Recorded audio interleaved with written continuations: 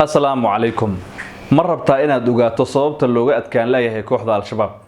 كان وزير كهري أمنية الصومالية وزير حندبي وحوليها الشباب وضد مسلمين إننا ضد إسلام بيننا هاي صحنا معها إن نستلنا بكليه بل إلى الضعف قيبيرو هذا الكيس كمدا شباب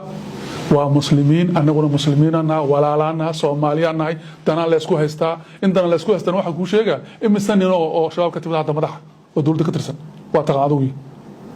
ما يقع مدحها ما يقع مدحونيال ما يقع وسيرة يا كو هذا جران تاسير بار ها حل على لسكو دنا أدمي لسكو هستا حال دين ما يشكو مجرته لكن دين تو أوركعسي والله أوركعسنا waayahay markii aad aragto ninkaasi iyo waxa uu ka hadlayo waxa kaloon kula wadaagayaa sirta ka dambeysay in laga soo baxo aadan yabaal ninkan odaga ah sharaxaad dheeriya ayuu naga siinayaa hal gaari oo aan muraayada ka jabin dagaalna la gelin ayay 5,000 oo askari maalin cad ka soo baxeen halkaasi taliskii ugu sareeyay uu ka mid yahay odawa iyo shootay ayaana isaga soo tagay buu leeyahay isaguna ila wareysigiisa ku dhawaad 100 tiknika oo hal mid oo muraayada ka jaban uu soo ku jirin ee magaalada degmada Boqortooyo soo gaartay وسديد 10 كيلومتر وجرتو aad yabal oo aan dagaalamay marka qofku hadduu intuu dagaalamo laga adkaado waxba la dhigi karaa mugta qalab la'aan ah hayso waxba jira la dhigi karaa laakiin 100 tiknika oo wiilal Soomaaliyeed saaran yihiin oo aan mid miraayada ka jaban oo soo ku jirin oo ka soo baxay degmada aad yabal nasiib darada ugu daran waxa weeyaan waxaan ku hayaa xog dhaba oo runta bidhaaminaysa iyo wareysiyadan oo buuxa iyo sababaha al-shabaab 20 sano wax ka badan koonfurta bartamaha dalka ay ugu dagaalamayaan haddii aad danaynay roosto arrimahan muuqaalka like saar channelkana subscribe soo dheh waxaan ku wajahanahay 100,000 oo subscribe qayb ka noqo geedigeenaas dheer waa mahadsan tahay saaxiib xagaag al-shabaab koonfurta ee bartamaha Soomaaliya waxay ka dagaalamayaan ku dhawaad 20 sano waxay dileen kumanaan xisaab ma laha inta kooxdu ay dishay dhaqaale boobtay iyo soo kala dil iyo qaraxyo iyo qaribaadba ay geysatay muddadaasi adduunka oo dhan Soomaaliya wuxuu taag u leeyahay dawladnimadeeda inuu ka qayb qaato malaayiin dollar ayuu caalamka ku leeyahay Soomaaliya ammaankeeda ayaa laga garab siiyaa dhibaatooyin aad wada ogtihiin ayay kooxda wadanka ku haysaa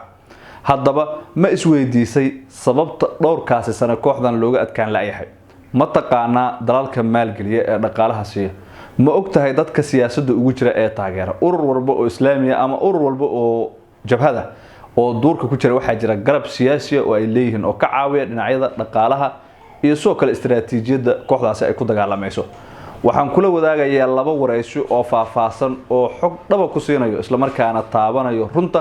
lana xiriiro arrimaha noocan oo kala ah waxaan ka codsanayaa in muuqaalka like saarto channelkana subscribe soo tiraahdo waxaad si degan ila daawataa wareysiga labadan mas'uul ee ay sharaxaada iyo faahfaahinta dheeriga ahba nooga siinayaan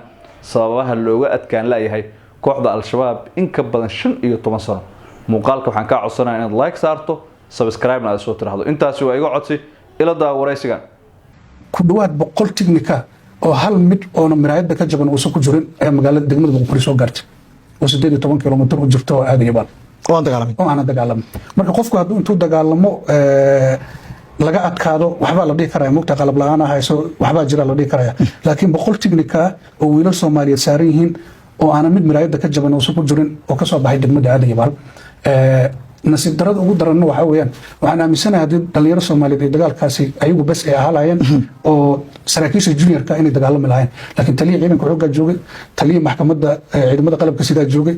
iyo 10 saraakiil oo kale amarkuna wuxuu ka socday fila Soomaaliya ka socday way marka salo fiiriyo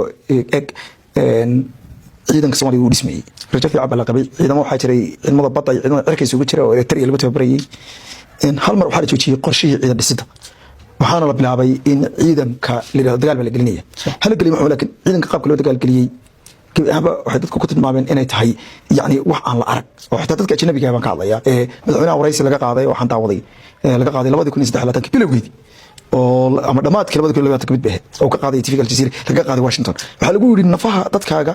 iyo saaxiibadaada iyo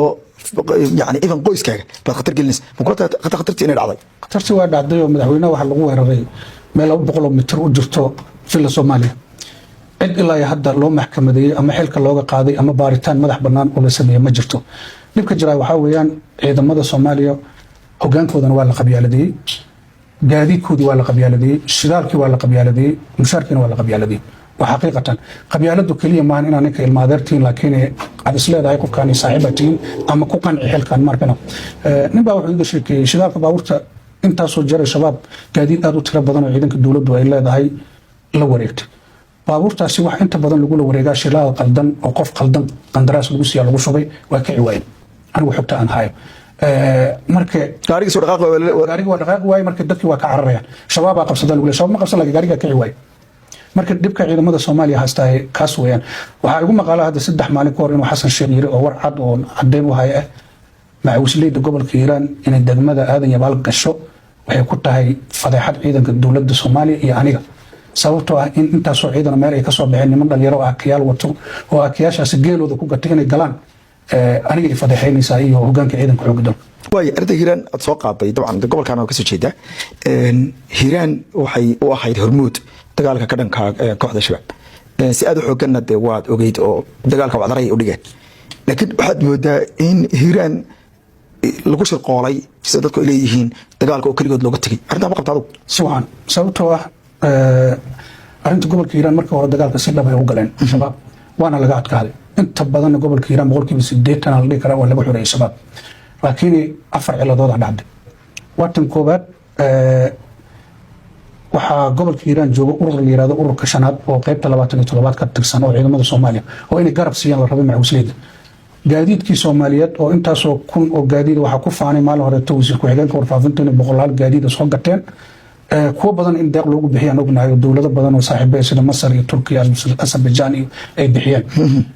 ciidankaasi gobolka Hiiraan jooga dawladda federaalka ay leedahay marka aragtid in magaalo ka qaadido magaalo kala geysid iska rogayaasha dadka leehina lagu qaadaya taas waa cilada koobaad oo dhacday tan labaad oo dhacday waxa weeyaan waxa dhibsaday dadkii markii hore dagaalka hogaaminayay Hirshabeelle oo dagaalkii waa la siyaasaday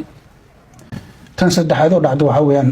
gobolka Hiiraan waxa qorax u dhaca ka saaran gobolka Bakool waa ognahay gudoomiyaha baarlamaanka ka soo jeedo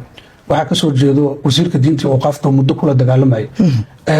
rag badan oo wasiiro iyo mas'uuliyiin markii shacabka laga tago dawladdu waxa la rabaa inay dadkaasi howl geliso si dagaalka looga bilaabo gobolka Bakool shabaabka ka soo kaco markii gado baa Bakool intuu soo maro Hiiraan toos soo galaya kii jubbooyinka ka soo baxay shabeellada hoos intuu soo maray shabeellada dhexe ayuu soo galaya shabeellada dhaxane waa ogtahay oo tii hadda ka hadlay ciidamadii dawladda qalabkii dawladda waa la isku geeyay shabaab oo dhan Soomaaliya meelaha kale toban inay uga soo tageen shabeellada dhexe imaadeen marka culayska jira waxa weeyaan goboladii dhinacyada uga dhaganaa gobolka Hiiraan oo aan dagaal laga qaadin ciidamadii xoogga dalka gobolka Hiiraan joogay oo aan wax gaadiid iyo qalab aan la siinin dadkii dagaalka hogaaminayay oo la siyaasaday hoggaankoodii shabaab waa muslimiin anaguna muslimiinana walaalaana Soomaaliyaana dana la isku haystaa in dana la isku haystaan waxa ku sheega imisan oo shabaab ka timid hadda madaxa oo dawladda ka tirsan waa taqaadugi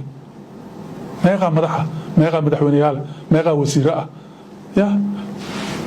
ku hadda jira intaas ay rabaan marka